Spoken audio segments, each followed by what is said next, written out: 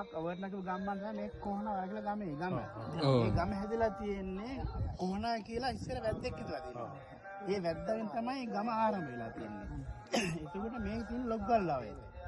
මේ ලොග්ගල්ලාවේ මේ හැදලා තියෙන්නේ අර මඤ්ඤංගන චෛත්‍ය බඳින්දී අර බුලතකන යෝධයා මේ දවසට බුලත්තට 30ක් දුන්නානේ.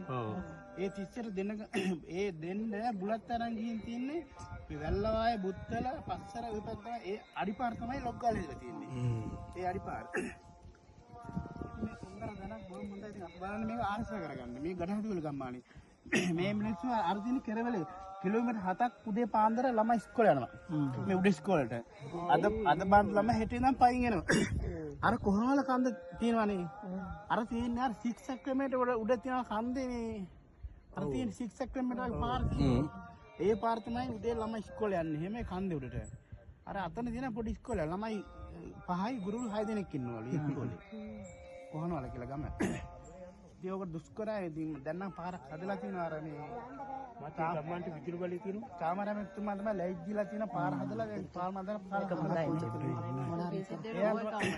මේ හැමතරම් පාර හදලා තියෙන එයා තමයි. වෙන කවුරුත් හදලා නැහැ. අර ඉතින් මේ ගම්මාන දුෂ්කරයි ඉතින්. ඒක මත මේ ඔක්කොම මේ ට්‍රැක්ටර් වලින් එමුනකොට මීහරපෙන් තමයි මේ ආනකොට. ඔව් ඉස්සර නම් මීහරපෙන් හැවා. දැන් ඉතින් නවීන ක්‍රමයෙන් දැන් ට්‍රැක්ටර තියෙනවනේ.